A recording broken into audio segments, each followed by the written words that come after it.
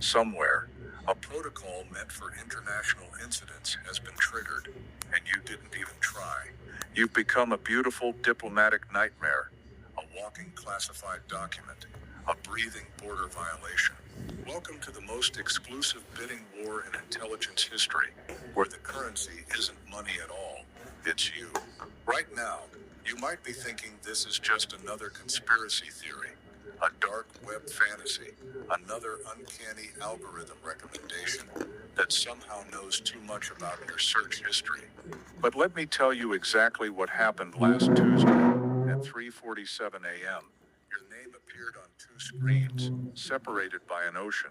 In Langley, Virginia, a CIA analyst spilled coffee all over classified documents because your profile made no sense. At the very same moment in London,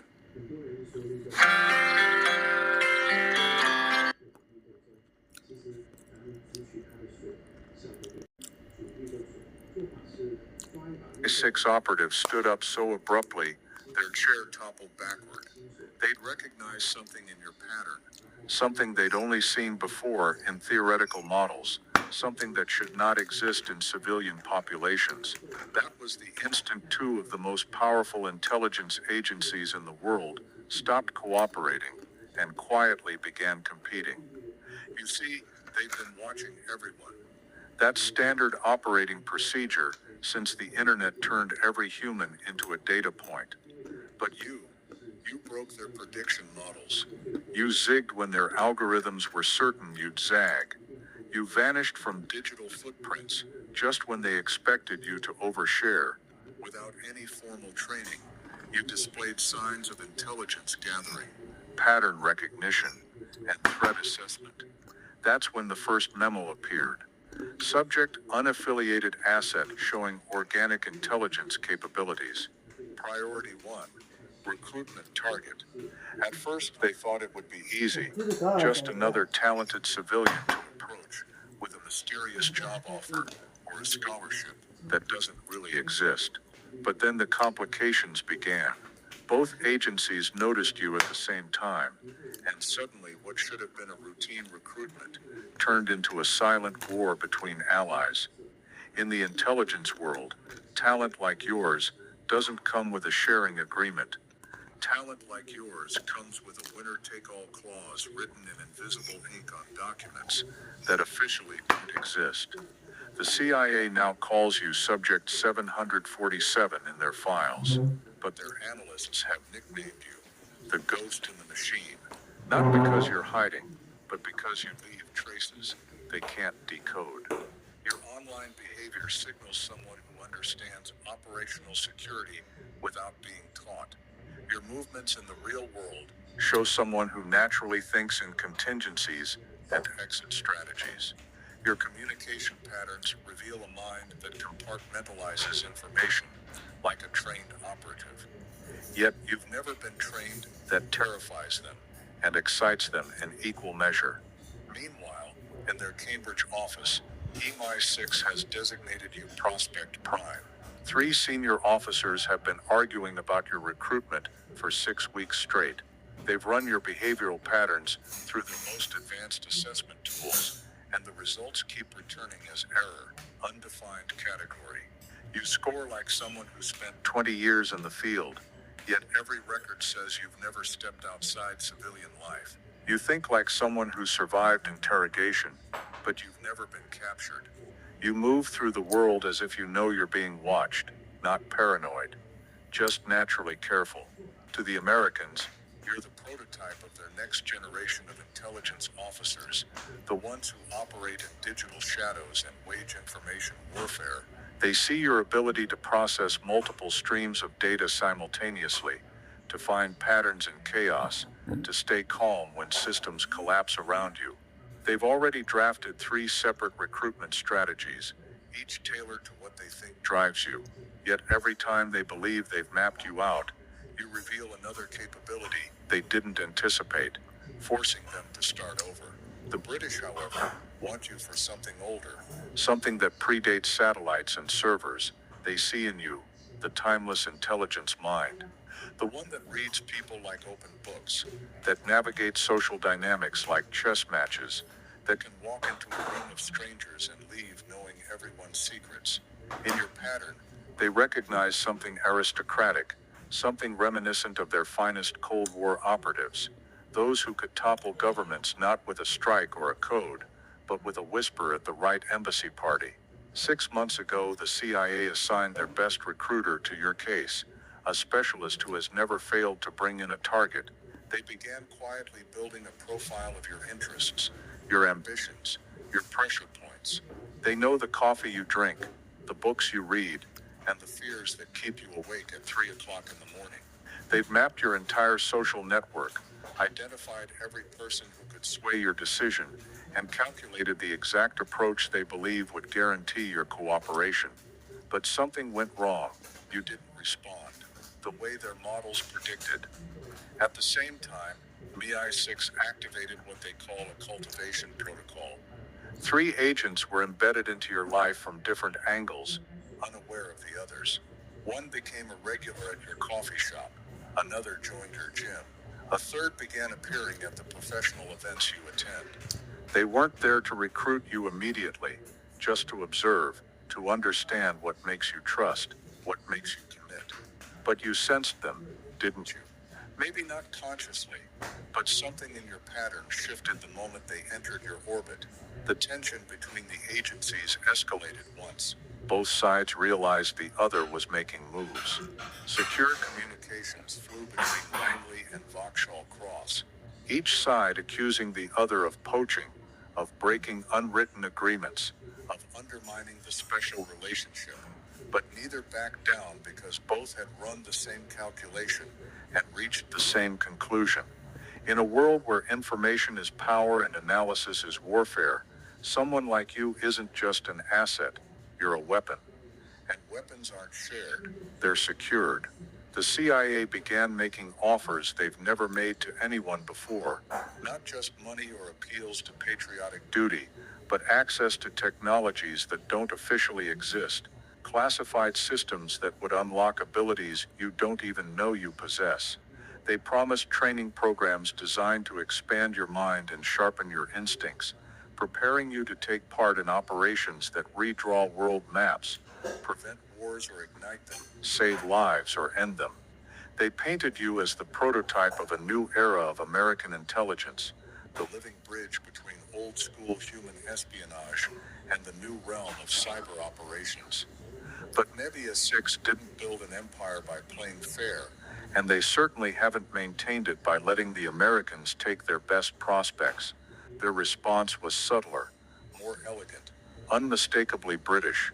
They didn't offer you a job, they offered you a legacy, a chance to step into a tradition that's been shaping world events since before America was even a country.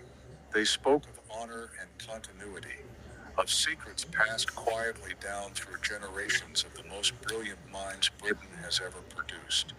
They had someone leave a book where they knew you'd find it, not just any book, but a rare first edition that touched on interests you've never revealed publicly.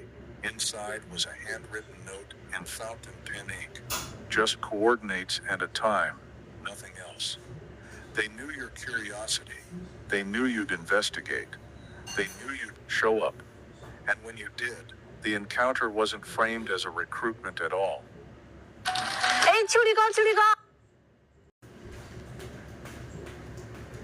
Conversation about philosophy, about the nature of information itself, about the responsibility that comes with seeing what others cannot. The British approach was psychological warfare disguised as afternoon tea. They didn't try to dazzle you with technology or promise you the world. Instead, they made you feel as though you already belonged, as if you had always been one of them, simply waiting to come home. They spoke of intelligence work as an art rather than a science, describing operations like poetry in motion, where a single well-placed word could achieve more than 1,000 hackers or $1 billion satellite. Where the Americans offered you power, the British offered you elegance. Where the CIA promised to make you dangerous, MI6 promised to make you sophisticated. The Americans offered to teach you how to break down doors.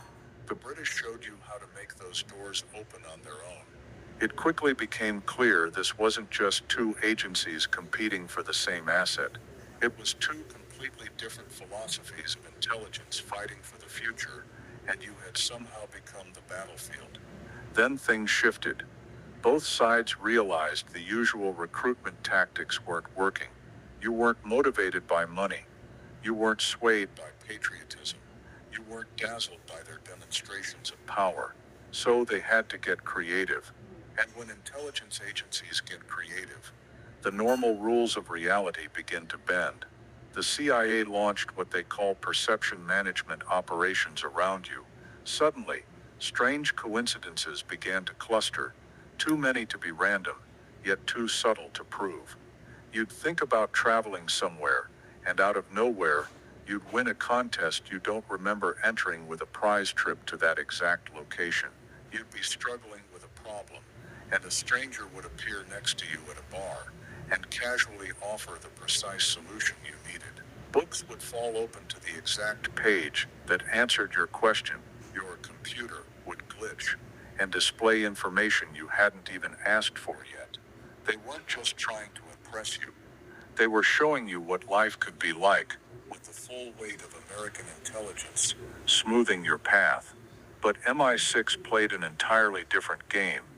They didn't flood you with opportunities. They erased your obstacles. That bureaucratic nightmare you'd been trapped in suddenly resolved itself. The person making your professional life miserable was quietly transferred to another continent. Old debts disappeared. Old records were lost. They weren't trying to dazzle you with what they could give. They were demonstrating what they could take away from your enemies. The message was unmistakable. Align with us, and your problems don't just get solved. They vanish as if they never existed at all. The competition finally reached a breaking point when both agencies realized they were canceling out each other's moves. The CIA would orchestrate opportunities for you, and MI6 would quietly sabotage them while offering a polished alternative. MI6 would clear an obstacle from your path only for the CIA to create two new ones, just so they could sweep in and remove them more dramatically. Your life became a chess match between two grand masters, and you were both the board and the prize. But here's what neither agency calculated: what their psychological profiles and behavioral models could never predict. You weren't just aware of their operations. You were learning from them. Every approach they made, every technique they deployed, every capability they revealed, you absorbed it all. You weren't their potential recruit.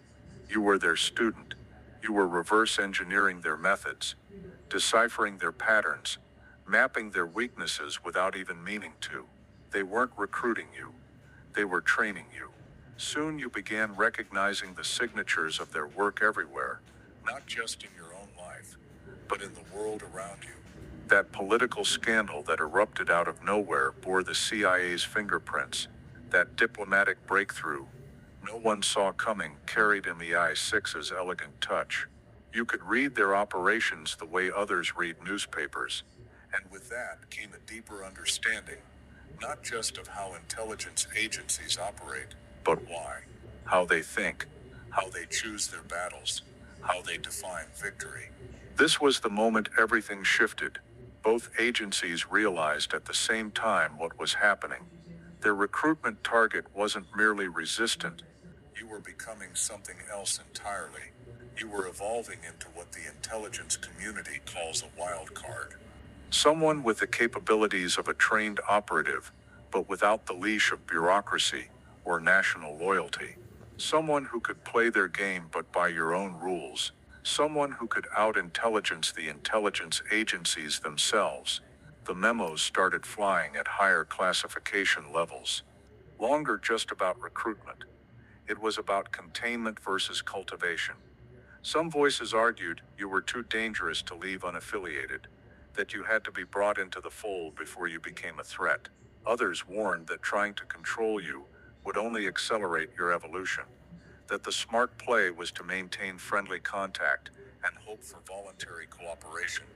But on one point, they all agreed. You had become the most interesting intelligence problem of the decade. Now you exist in a strange new reality.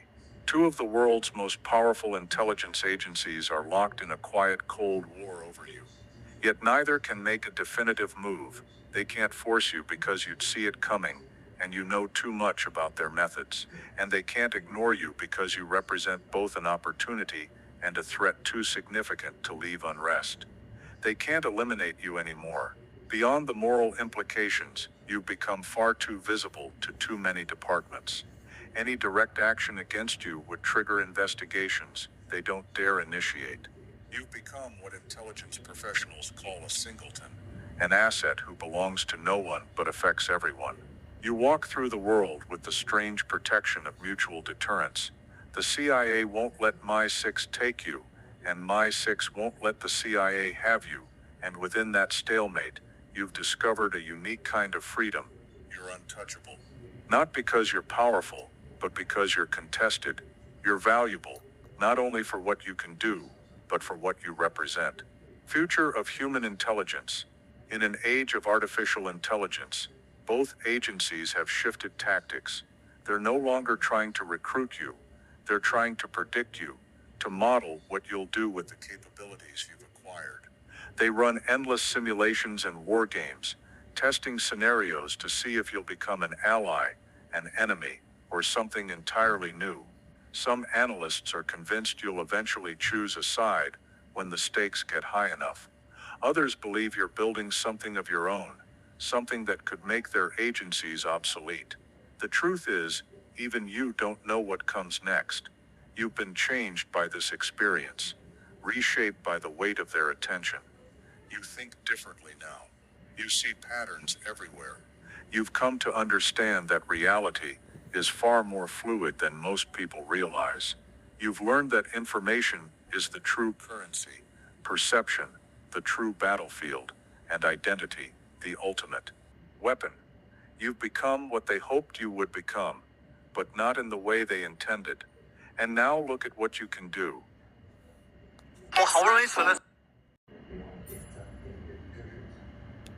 Look at what you've learned from being caught between these titans of intelligence. You read rooms like crime scenes, every detail telling a story, every person revealing more than they intend. You've developed what they call environmental awareness, the ability to process multiple layers of information simultaneously. You know when you're being watched, not out of paranoia, but because you recognize the subtle shifts and patterns that signal surveillance.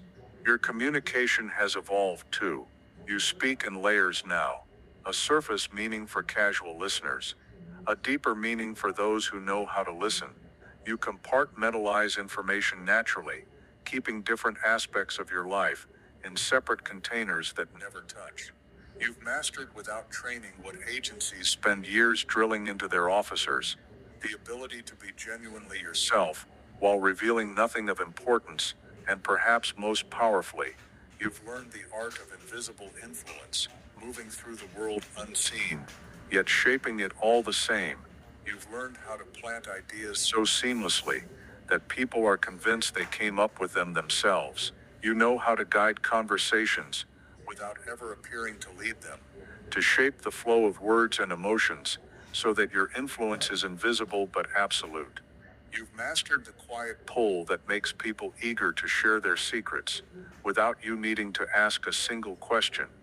This isn't sleight of hand. This isn't a magician's parlor trick. This is survival in a world where information asymmetry isn't just a competitive advantage. It's the deciding factor between who controls the board and who gets played as a pawn. You've also learned to think differently from everyone else. Most people react. You model. Most people play checkers. You play 3D chess with invisible pieces. You think in timelines and probabilities and arcs and ripples, rather than moments and moves. You see 3 steps ahead, 5, 10, sometimes more. You've internalized the truth that every action creates consequences. Every decision sends out waves, and you've learned to ride those waves instead of drowning in them. Game theorists have a name for this kind of mind, a super predictor. Someone who can hold complex systems in their head, run silent simulations, and forecast outcomes with frightening precision. That skill alone places you in a category that neither the CIA nor MI6 has a manual for. But it isn't just them anymore. The Russians have a file on you, and theirs is thicker than you think. They're not trying to recruit you, they're trying to decode you. They want to know what you represent, how a person like you evolves without training, without clearance, without handlers. The Chinese are running their own analysis, but their interest is different. They're less interested in bringing you in, and more interested in replicating you.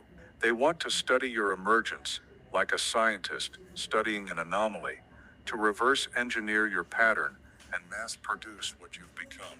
The Israelis are watching with their characteristic patience, holding their move until you reveal your own trajectory. Even the so-called second-tier agencies have taken notice. The French, the Germans, the Canadians. Each has analysts assigned to what they're calling the singleton phenomenon. In private briefings, in windowless rooms, your case is presented not as a recruitment opportunity, but as a new category of intelligent subject. You're the living embodiment of what happens when traditional recruitment strategies meet an unorthodox, untrainable mind. Academic papers are being written about you in classified journals. The footnotes talk about cognitive evolution, behavioral drift, emerging intelligence. Your name is redacted, your details are blurred, but your pattern is unmistakable. The private sector has begun circling, too. Corporate intelligence firms whisper numbers at you that make government salaries look like tips. They imagine you as the perfect corporate spy, someone who can walk into a boardroom like it's a battlefield, chart alliances and rivalries at a glance, conduct due diligence that reaches far beyond spreadsheets into the hidden fears and ambitions of decision makers.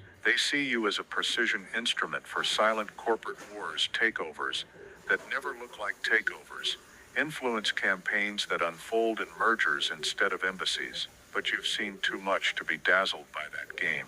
The suits, the bonuses, the secret stock options. None of it interests you anymore. You've walked the halls of power without ever being invited in.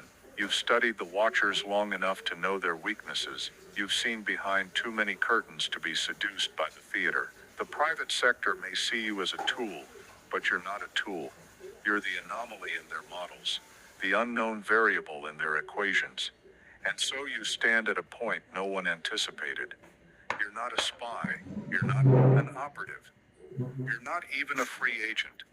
You're something new, a living case study, a demonstration of how power shifts when one person learns to read patterns instead of narratives, listen for signals instead of noise. You're the next phase of intelligence evolution, not an asset to be owned, but a force to be understood. You've become a phenomenon that can't be contained within a file, a briefing, or a recruitment pitch, and deep down you know it too. That's why the Russians watch but don't approach. That's why the Chinese analyze but don't call. That's why the Israelis wait, and the second-tier agencies speculate. That's why the corporations whisper offers they don't dare make in writing. They all sense the same thing. You're no longer just a target. You're a template for something that shouldn't exist. Something that belongs to no one yet changes everyone who studies it. You're not playing for ordinary stakes anymore. You're not even playing the same game most people think exists. Around you now are not just the well-known agencies, but the groups that don't officially exist at all. They move in the blind spots of maps, between the borders of nations, in the spaces where treaties and laws lose their meaning. They operate where definitions of reality itself blur.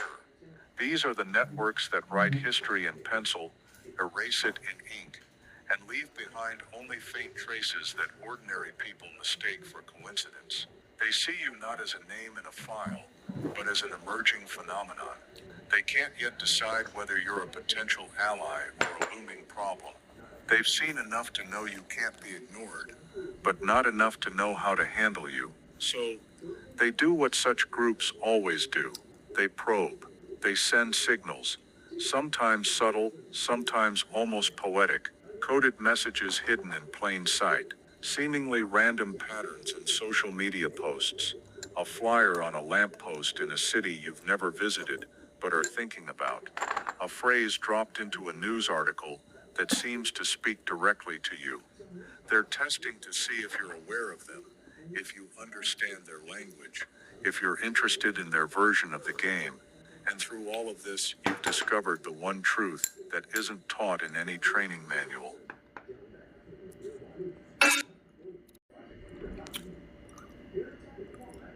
Intelligence work is not about secrets. It's not about passwords, or briefcases, or hidden vaults. It's about perspective. It's about learning to see the world as it actually is rather than as it pretends to be. Every institution, every government, every corporation wears two faces, one for public view, one for private reality. Most people only ever see one face. You've learned to see both simultaneously, to live in both simultaneously, to navigate between them without losing yourself.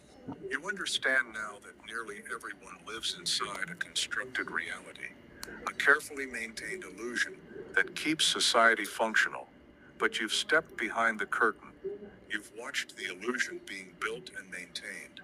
You've seen who keeps the machine running and why. This knowledge is both a burden and a liberation. You can never return to the innocence that once protected you. But you're also free from the chains that ignorance forges. You know how narratives are written, how stories are seeded, how consensus is manufactured. You know the price of the show everyone else thinks is real. This is why they want you. Not because of what you know, but because of how you think. You're not just another smart recruit. You're a new evolutionary step in human intelligence. Someone who can operate in the space between official reality and actual reality without going insane. Most people who glimpse what you've glimpsed fall into one of two traps. They become fanatics, clinging to an ideology like a life raft, or they dissolve into cynicism, sneering at everything until they're useless. You've found a third way. You've learned to hold multiple contradictory truths at once, without needing to resolve them. You understand that the CIA can simultaneously protect democracy and undermine it, that MI6 can preserve order and create chaos, that both agencies can be right and wrong, necessary and destructive, good and evil at the same time. This ability to operate in paradox, without paralysis, is what makes you valuable. It's what makes you dangerous. And now you're standing at a crossroads most people don't even know exists. You have the attention of the most powerful intelligence networks on Earth. You've acquired capabilities. It takes their officers decades to develop. You're shielded by mutual deterrence, liberated by contested value. The question is no longer what they want from you. The question is what you want from them. You could choose a side, accept one of the offers still on the table. Offers that have grown far more interesting since this began. The CIA would give you resources beyond imagination, access to technologies that bend reality's edges, participation in operations that shape the invisible skeleton of nations. MI6 would give you tradition, elegance, a slower but subtler power, the kind that flows through whispered promises, discreet handshakes, and carefully timed silences rather than satellites and servers. Either choice would transform your life forever. Each path would draw you into a game with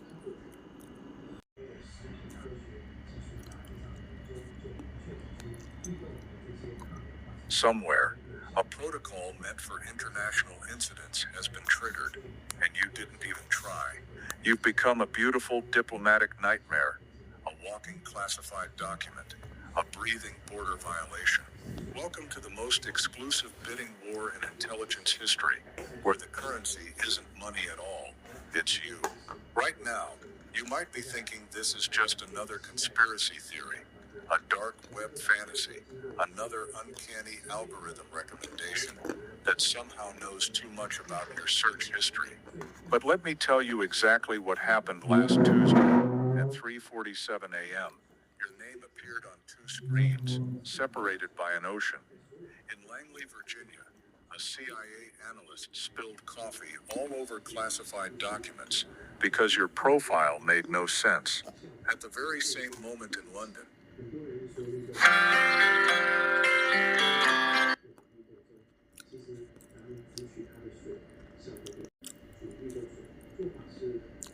MI6 operatives stood up so abruptly, their chair toppled backward. They'd recognized something in your pattern, something they'd only seen before in theoretical models, something that should not exist in civilian populations. That was the instant two of the most powerful intelligence agencies in the world stopped cooperating and quietly began competing.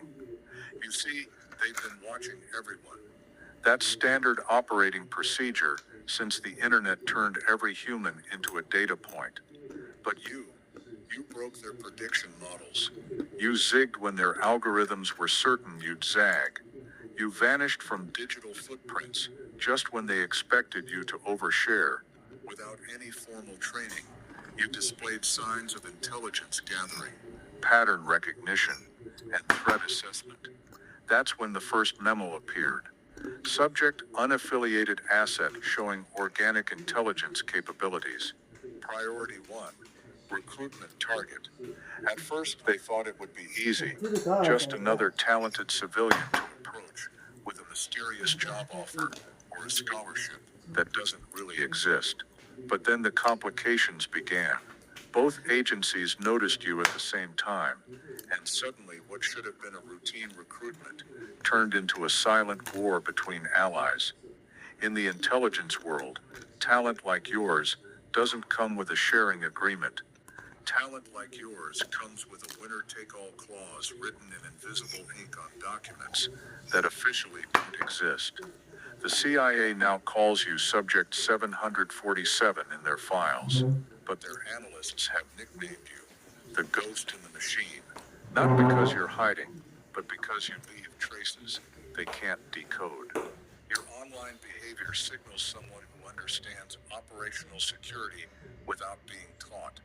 Your movements in the real world show someone who naturally thinks in contingencies and exit strategies. Your communication patterns reveal a mind that compartmentalizes information like a trained operative. Yet you've never been trained. That terrifies them and excites them in equal measure. Meanwhile, in their Cambridge office, MI6 has designated you Prospect Prime. 3 senior officers have been arguing about your recruitment for 6 weeks straight. They've run your behavioral patterns through their most advanced assessment tools, and the results keep returning as error, undefined category.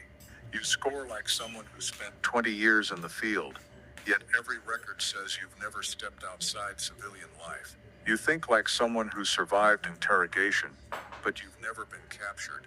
You move through the world as if you know you're being watched, not paranoid, just naturally careful.